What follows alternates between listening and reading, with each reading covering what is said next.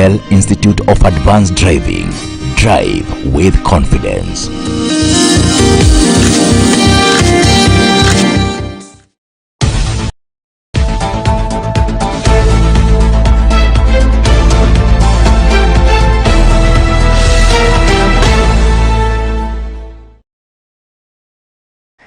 Good evening. It is the 20th of July 2020. I hope you're doing fine, and many thanks for joining us for the broadcast tonight. This is Mwangaza Prime News, and first to begin with the highlights.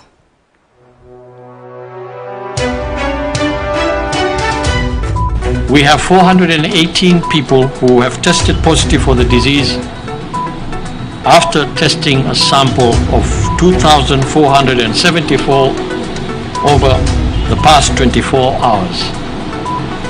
This now brings to 13,771 our number of confirmed cases in the country. Kenya confirmed 418 more cases in the last 24 hours as 4 died from the virus, whereas 404 recovers.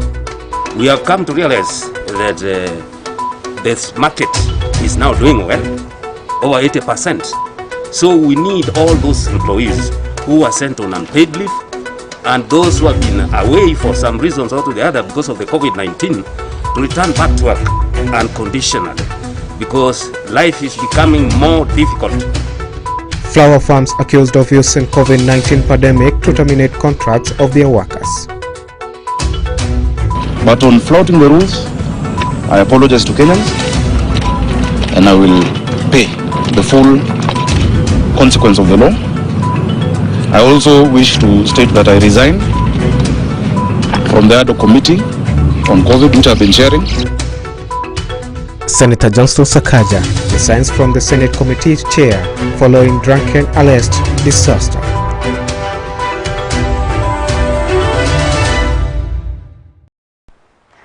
Once again, welcome to the broadcast. My name is Daisy Paul and our sign language interpreter is Naomi Mathu.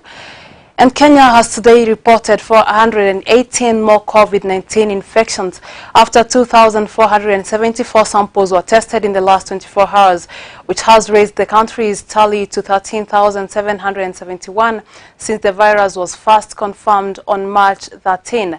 The Health Chief Administrative Secretary Rashid Aman has also reported 4 more deaths and 494 recoveries from the virus. Leonida Njoki begins the broadcast tonight with a report. Kenya has today reported 418 more COVID-19 infections, raising the country's tally to 13,771 since the virus was first confirmed. Let's not stigmatize the disease, while at the same time we observe those measures that will protect us.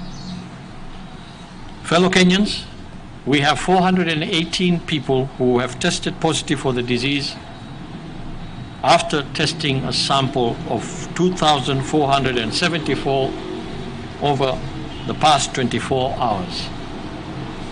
This now brings to 13,771 our number of confirmed cases in the country,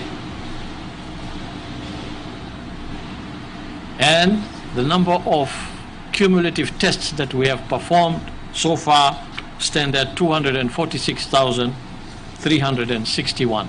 Health Chief Administrative Secretary Rashid Aman also reported 19 more death cases in a single day, raising the number to 253, which is the highest number ever recorded in Kenya.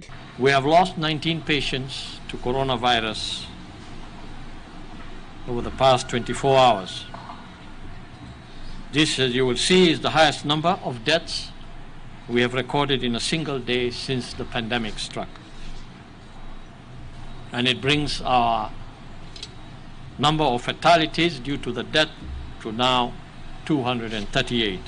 The 418 new patients were found following the testing of 2,474 samples in the last 24 hours. 408 of them were Kenyans and 10 foreigners, while male patients numbered to 263 and female patients to 155. These 418 confirmed cases, 408 of them are Kenyans, while 10 are foreigners. 263 are males, 155 are females, a pattern that we have seen repeatedly. Again, the youngest this time around is a 1-year-old infant, and the oldest is 86. So, being infected does not respect age either. Dr. Aman also announced that 494 patients had been discharged after fully recovering from the virus, raising the county's total number of recoveries to 5,616. Of the recoveries patients, 465 were under home care and the rest in hospital. I'm delighted to inform you that 494 patients have been discharged. Out of this number, 465 are from the home-based care program, while 29 have been discharged from various hospitals, bringing the total number of recoveries to 5,616.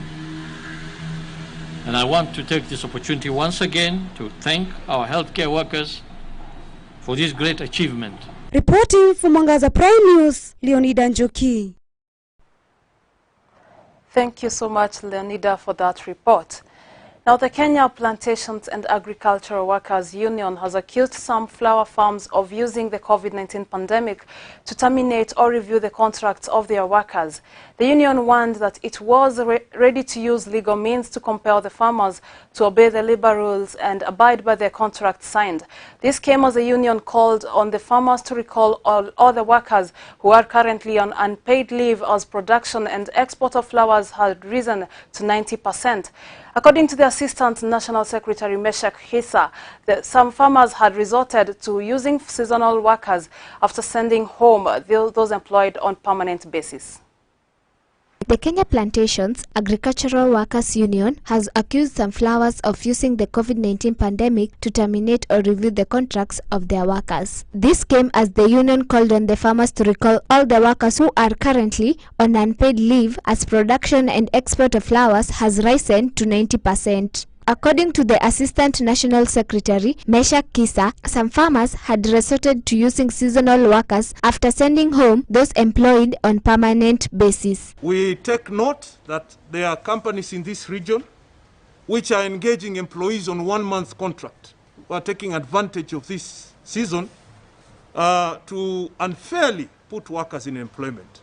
We are moving with speed, using all legal measures, and as well as mobilizing our international friends within the International Trade Union Confederation, within the ILO fraternity, to ensure that these activities being mitigated on workers in Oserian flower farms stops. He noted that there were tens of workers still on unpaid leave despite the resumption of flower exports, adding that they should be recalled to end their suffering. Addressing the press in Naivasha after meeting the workers' representative, Kisa would in the coming month engage the employers on salary review for the workers. We had agreed on a win-win situation between us as a union and the employers due to the pandemic that we'll be able to look at ways and means to sustain the business. But it is clear that business is back to normal operation. And as employees, we are hardly strained in terms of finances, in terms of terms and conditions of employment.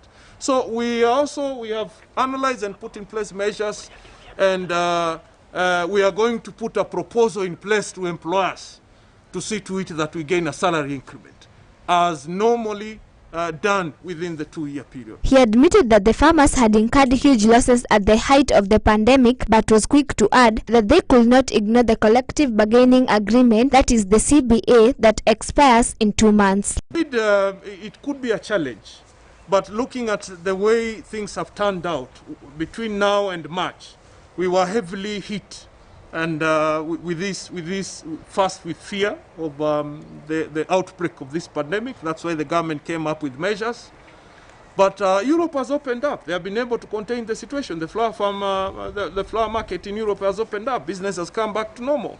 And flower exports are being realized. So even here back at home, companies are recalling back their employees, about almost 90% of the companies are back in business. On his part, the Union Assistant National Organizing Secretary Bernard Oshanda said that workers on unpaid leave should be recalled unconditionally. We have come to realize that this market is now doing well, over 80%.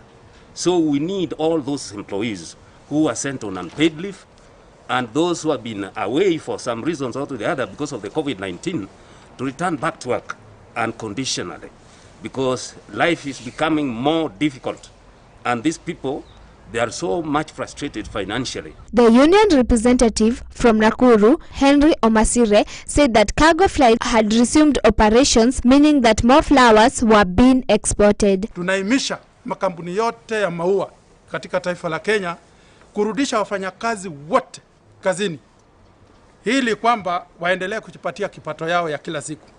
Matajiri wengi wametumia nafasi hii ya corona, wakati wa corona wanasimamisha wafanyakazi, wamewapeleka kule nyumbani, watu hawana pesa hata ya nyumba, wamekataa kurudisha wafanyakazi wale wa vibarua vya kudumu, wanaleta wale vibarua vya temporary. Reporting from Mwangaza Prime News, I'm Stella Kariuki.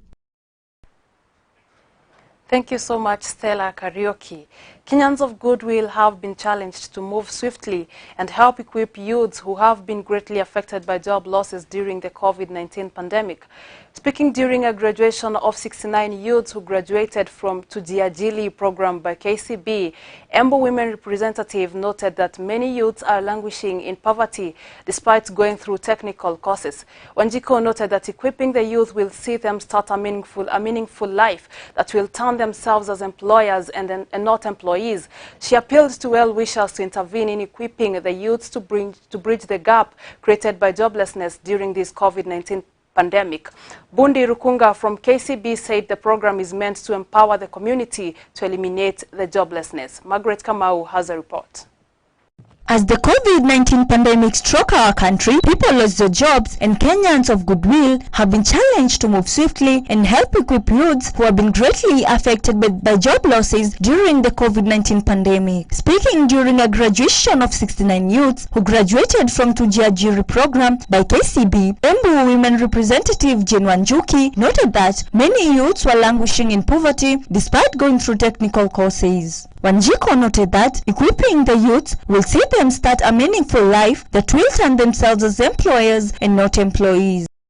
The 69 youths benefited from Tujiajiri program sponsored by KCB Bank that is structured to ensure the youths are equipped to be self-employed. After the partnership with the Kenya Commercial Bank, our 69 graduates have today started a new life, and we are hopeful that they will turn themselves into employers and not employees, because they are already well equipped, and they are equipped according to the courses that they have chosen and they have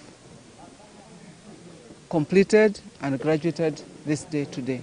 In terms of enabling our youth go to those technical colleges, enabling our youth get the implements like you've seen. They have gotten the state-of-art equipment. These are not Juakali, they're imported from Germany, and it has taken a lot of effort to find partners who are willing. And I would also want to call upon other institutions in Embu to help us eliminate this pandemic of joblessness with our youth who have been to school and have no work to do. Bundi Rukunga from KCB said the program is meant to empower the community to eliminate joblessness and become self-sustaining. When we go and they train the youth, they start going to do other duties. They are electricians, but then you find them as conductors, maybe other white-collar jobs. But this time what we decided, we want to empower them completely. They have worked out with the training, the skills, and also now they have the tools, so they're able to go to the ready market, and we are considering them as employers. When we see them, we see a company, we see an employer. Rukunga added they had helped train different trades that include plumbing, carpentry, electricals, and masonry, with each student receiving a full kit worth approximate 40,000 shillings with a total cost of close to $1 million. The project is called Tujiajiri. This Tujiajiri, as the name reads in Kiswahili, means to employ yourself, self-employment. And when you employ yourself, you also get employment to others. For example, if a plumber now gets some work here, he has all the tools to do the work. He doesn't have to go and to hire them from elsewhere. At the same time, you require somebody to assist him, so he becomes an employer immediately. So he has employed technically 2 people, because he's employed himself, and also has employed a new person and others as it continues. So to empower the community, we eliminate this joblessness. The students were grateful that the cost of the tools is high and will not afford with the COVID-19 pandemic beating hard. Mimi ni beneficiary wa KCB Foundation Tujiajiri program. Nilikuwa nafanya plumbing and fitting pale Sagana Technical. Nimebenefit sana na siku ya leo niko na furaha kwa sababu tumepewa tools na KCB Bank. Kama KCB Bank, okay, they have really wametusaidia sababu when the foundation came walikuwa wanataka the less fortunate. For example, the tools zenye tumepewa za plumbing ni za over 26,000. So raising such an amount of money is quite a hit. Nilikuwa nasomea Sagana Polytechnic na under the program ya Tujiajiri program. Imetusaidia sababu tumeweza kupata skills za tutatumia kwa society to improve our lives. And siku ya leo tumepewa hizo tools and we are able to emulate watu wenye they are ahead of us in the society, wenye wamefungua companies, contractor companies kama hizo, and so we feel kama tuko line moja na wao. Na with the time hata sisi tutakuwa tunaajiri wale vijana wengine wako nyumbani. Reporting for Mwangaza Prime News, Margaret Kamau. Thank you so much, Margaret Kamau, for that report. Now, plans to roll out services of the National Data Center located at Konza Technopolis are at an advanced stage following the completion of Phase 1 of the project. The Principal Secretary of Ministry of Information and Communication and Technology, Innovation and Youth Affairs, Mr. Jerome Ochieng, has said Konza Technopolis is a Vision 2030 project whose objective is to position Kenya as a knowledge-based economy and a preferred science, technology and innovation destination. Through building a vibrant innovation ecosystem, Konza Technopolis shall focus on key sectors of the economy, among them life science, engineering and ICT that will enhance local innovation, entrepreneurship and technology, enterprise formation culture. KOTDA will initiate programs that will support the generation of 17,000 direct jobs and 30,000 residents on completion of Phase 1 and over 200,000 residents on its completion. First, I must admit that there has really been great progress. I know I was here about 4 months ago, before the corona struck, and the kind of improvement that we've seen based on the short period is really immense. By the time I came here, the data center was just starting, but now the data center is complete. A clear indication of very, very good progress. I also like the fact that we have an option of having a private cloud and also a government cloud, and that's an area that really, with more emphasis being put on use of technology post-COVID and during this COVID period, I know storage requirement is going to be of great importance, and certainly the data center at Konza has come in handy to solve that particular problem. I can attest to a very good progress on all the projects which are ongoing. We have the horizontal development, we have a data center which is almost complete, the Huawei.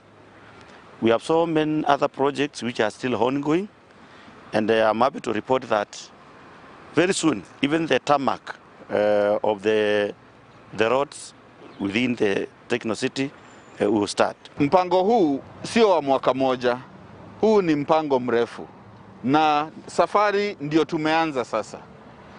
Tukiendelea na wahakikishia ya kuwa mtakuwa mnaona manufaa zaidi ya hii project wakati tunaendelea. Ndio tulikuwa tunaanza.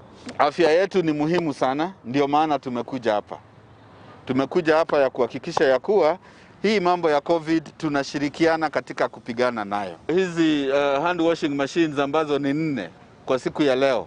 Lakini tumesema kushirikiana na pia Konza tutaongeza hizi ziwe ngapi? 15. So tutaongezea nini zingine za 15 ili tuweze kuhakikisha hali yetu ya afya iwe nzuri.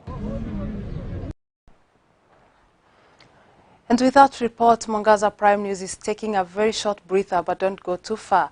We're coming back with so much more.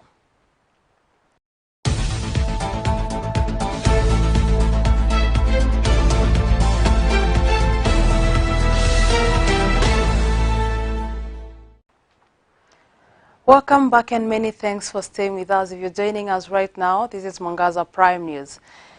Nairobi Senator Johnson Sakaja has resigned as the chairman of Senate Committee on COVID-19 after his arrest over the weekend for violating curfew order. Speaking to the media after presenting himself at Kilimani Police Station to record a statement, Sakaja apologized to Kenyans for flouting curfew orders. Sakaja said that he takes full responsibility for flouting COVID-19 rules.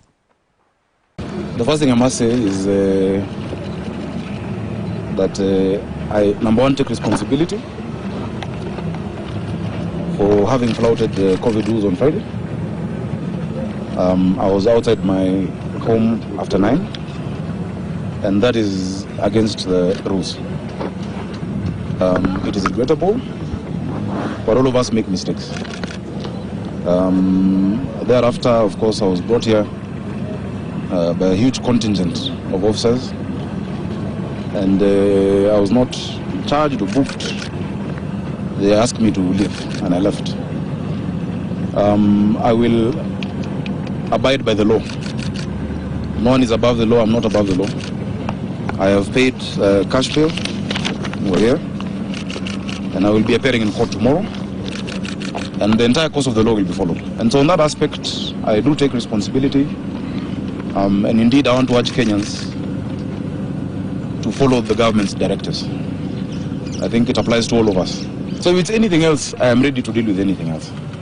But on flouting the rules, I apologize to Kenyans, and I will pay the full consequence of the law. I also wish to state that I resign from the ad hoc committee on COVID, which I've been chairing. We have done a lot of work so far. I support the work that the government is doing, and the officers, I think they're doing a good job across the country. But because of that responsibility and the example that I need to set, I have this morning officially written to the Speaker. After speaking to my good friend, accompanied him here both as a lawyer and his colleague, and because he gave me that undertaking that he's willing to abide by the law, and he will come to record a statement or appear, because the sentiments over the weekend and this morning that he was running away or had disappeared was something that we needed to debunk this morning. Transport Cabinet Secretary James Macharia, who was accompanied by Devolution Cabinet Secretary Eugene Wamalwa, Mining Cabinet Secretary John Munyasi, and Agriculture Cabinet Secretary Peter Munya, today embarked on a Western Kenya tour to launch and inspect key national government projects. He had earlier launched the second phase of the completion of the 40-kilometer road from Bigadia to Misiku that was started by the county government of Bungoma. Speaking during the launch of the project, Macharia says the national government has come to complete its pledge as promised after the area leaders led by Devolution Cabinet Secretary Eugene Wamalwa and 5 governors recently paid a visit to the president, who instructed the cabinet secretary to finish the project. Tuko na Midland wako hapa. And I want to ask my brothers Midland. Saizi tumesikizana, national government wanaenda kutupatia in excess of 500 million shillings kumaliza hii barabara mpaka huko.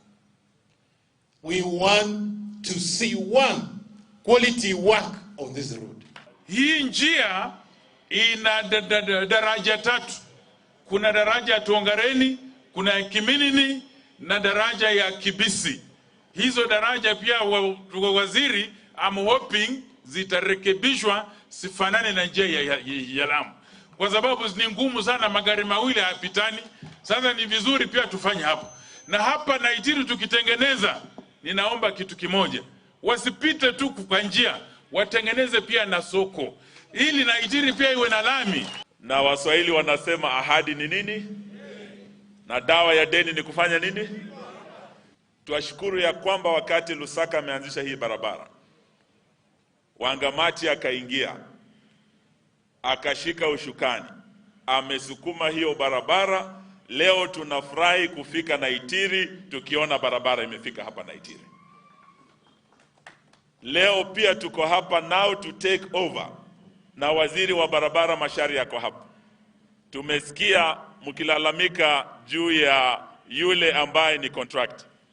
Macharia atamwambia ikija kwa national government, we maintain very high standards and we will not accept shoddy work kwa barabara zetu.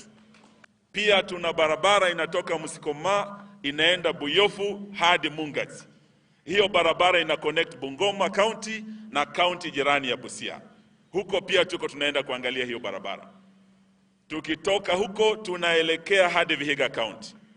Vihiga kuna barabara ya Luanda ambayo tunaenda kuangalia. Tumesikia maombi yenu ya ile section kutoka Brigadier kwenda Matunda kilomita 8.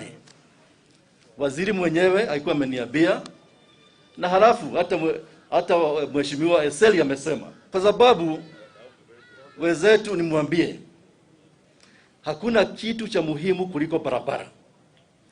Ukipata barabara mzuri, maendeleo inafuata. Tukimaliza hii barabara hapa, hii mahali inaitwa Naitiri, ukifika mwaka moja ujao utaona tofauti. Kiambu County Government has launched 1.8 billion Kenyan shillings worth of projects set to be done in various parts of the county. The projects done through Kenya Urban Support Program and funded by the World Bank will be initiated in the 6 municipalities across the county. Speaking while launching the projects at Biafra estate in Ngoliba village, Governor James Nyoro revealed that the sub-county will receive 305 million for various projects which will be undertaken in the next 9 months. Other municipalities among them are Ruiru, Kiambu, Karori, Kikuyu and Rimuru. Katika project zote ambazo tutafanya kwa mwaka huu ambao umeanza mwezi wa 7, zote Kiambu yote ambazo ni za pesa 1.8 billion shillings, na tutaanza leo, tutaenda kama wiki mbili tukilaunch. Ya kwanza kulaunch ni hii ya Thika. Thika tumewapea milioni 300, 300 million ya kutengeneza barabara, ya kuweka mataa kwa barabara. Hii project ambao tuna launch wakati huu hapa, ambao itakuwa ikiendeshwa na Geokama, itakost sisi 153 million. Na hii project tungetaka iishe within the next 9 months, isimalize mwaka mmoja kabla haijaisha. The National Water Harvesting Storage Authority has allocated 100 million Kenyan shillings for mitigation of floods in flood-prone areas of Kochia, Homa Bay County.